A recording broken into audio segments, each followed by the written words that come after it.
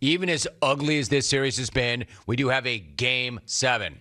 Bucks fans, I've got to know, how you feeling right about now? I mean, honestly, shoot me straight. How you feeling right about now? Because I've got to think that there were times last night when you thought that it was over, especially in the third quarter when Kevin Durant started doing Kevin Durant things all over again. That's the thing about Durant. Like, it's so hard, but he makes that stuff look like it's so easy, like it's nothing at all.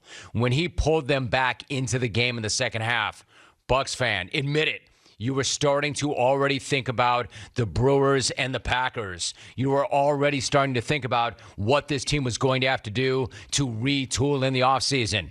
Because you've seen this movie before. In fact, you saw that movie 48 hours earlier when KD hit you for 49, and it ended in agony. And as bad as it was when KD got rolling, it was even worse when your guys fouled James Harden on a 3 late in the shot clock. I mean, I don't know about you. In fact, I do know about you. At that point, you had to be asking yourselves, do we have the dumbest team ever? Because we consistently do the dumbest thing ever at the worst possible times.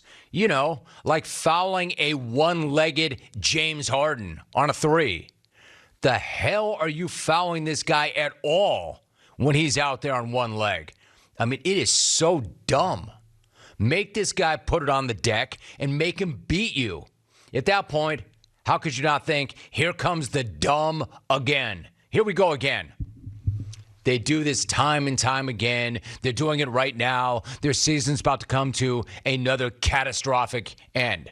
Except this time it didn't, because this time, instead of clutching down, they clutched up. Instead of manning down, they manned up. And when the Nets cut the lead to 5, the Bucks went on a 14-0 run. That's what you would expect from a title contender. Facing elimination on their own floor, man the hell up. Especially against a busted-up team that was gassing out after leaving it all out there in a really emotional win the game before. Like, the last thing the Bucks wanted to do was let the Nets hang around, steal the game, and have their season end, and then send them into an extremely awkward and uncomfortable offseason. Credit to the Bucks. They did what they had to do. They got it done. They finished. They should have done this sooner, but they did it last night. Then you have Chris, Giannis, and PJ making damn sure that something catastrophic didn't happen yet again. Chris Middleton coming up huge. 38 points, 5 threes, 10 boards, 5 assists, 5 steals. In other words, the guy was a monster. Most productive player on the floor last night, and that's saying something. But as much as last night was about Middleton coming through time and time again, it also was about Giannis picking a good time to remember that he's Giannis and that he is a 2-time MVP, and that when he attacks the rack and he's playing downhill instead of settling for jumpers and fallaways against a one-legged beard, when he remembers that, he's nearly impossible to stop. Again, I'm not sure what took him so long to remember that that's what he has to do, but luckily he figured that out. Better late than never. Man, attack the basket. Attack the basket. Go right at them. Play downhill. Don't settle. PJ Tucker, you never have to worry about. He was getting it started on defense. Not just the block from Tucker. It's the Giannis took it strong to the bucket, ran right over Joe Harris, and he finished. That's the Giannis everybody needs to see. The 2-time MVP, playing strong and dominating everybody around him. It was going so well last night that Milwaukee fans started to feel so good about themselves, they busted out a Bucks in 7 chant. And then Big Bro busted out the windmill. We have ourselves a Game 7. Giannis v. KD in a Game 7 tomorrow night. Somewhere, Canadian rock legends, Loverboy, are fired up. If he buries the ghosts from the early part of the series, especially that Game 5, when he had the game in his hands and he dropped it repeatedly, that would be so big for Giannis. Enormous for him. So, Buck fans, I know you're nervous. You have to be nervous. I know you were nervous all last night until the clock hit triple zeros, because Game 5 is the kind of game that leaves serious scar tissue. When you have a lead like that and Kevin Durant erases it the way he did, you're never going to forget that, because you know he can do it again.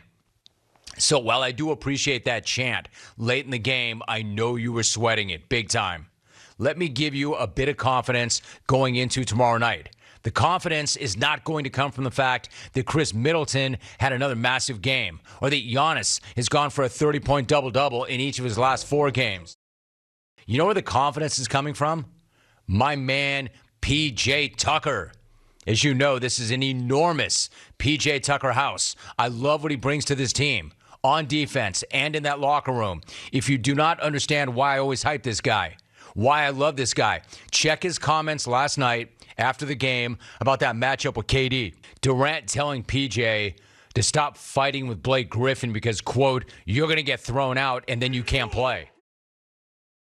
I mean, pretty damn cool because most guys in that situation want PJ to get tossed because he makes things difficult on the player. But Durant doesn't want that because he loves the battle with PJ as much as PJ loves that battle with Durant. Everybody's trying to get into this guy about, man, you hate that guy, don't you? What's it like to go up against that guy? And he's like, what's it like to go up against that guy? It's the best thing ever. This is what I'm here for. This is what I've worked my entire life for. This is what I've been dreaming about my entire life. I'm exactly where I want to be. In the playoffs, in a Game 7, going up against the best in the world, a guy that I knew was going to be the best in the world when I saw him in 11th grade. What are you all doing out here, man? This is the best. This is what I mean when I wish I could play his entire media availability. This is why I love PJ Tucker and love getting him on the show and have not been able to do it nearly enough. I love this guy. Quote, I'll die out there. I'm living my dream. I'm not backing down from nothing. I'm fighting for every inch. Game 7, tomorrow night. Man, let's do this. I love PJ. Oh, and back to Chris Middleton. I have not seen a Middleton that ruthless since, well, okay, how about this? That notable caller, Jeff in Middleton. Does that name ring a bell? Remember when that dude came out of nowhere and dropped this on this show? I'm HIV, bruh, and you Irv. I'll end your career, homie. That's who you dealing with now, lamb chop. You believe that? I'm HIV, brah, and you're Irv, and all in your career, homie. That's what you're dealing with, lamb chop? I'm HIV, bruh, and you Irv. I'll end your career, homie. That's who you dealing with now, lamb chop. The guy literally, that was directed at Mike and Indy. Alvy, is there a date on that? That was as recent as 2017. This guy called a nationally syndicated radio program and said, I'm HIV, brah, and you're Irv. Possibly the worst take ever. And then him tagging it with a lamb chop blast. Holy bleep.